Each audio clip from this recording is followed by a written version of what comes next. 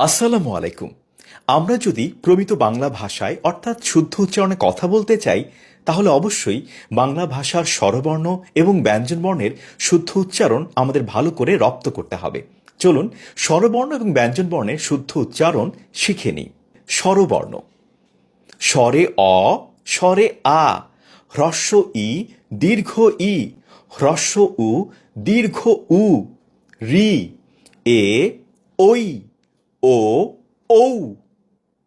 ব্যঞ্জন বর্ণ: ক, খ, গ, ঘ, ঙ, চ, ছ, বর্গীয় জ, ঝ, ইয়, ট, ঠ, ড, ঢ, মূর্ধন্য ন, ত, থ, দ, ধ, দন্ত ন, প, ফ, ব, ভ, ম, অন্তস্থ জ, বয়বিন্দু র, ল, তালব্য স, মূর্ধন্য স, দন্ত স, হ, ডয়বিন্দু র, ঢয়বিন্দু র, অন্তস্থ অ, খণ্ড ত, অনুস্বার, বিসর্গ, চন্দ্রবিন্দু।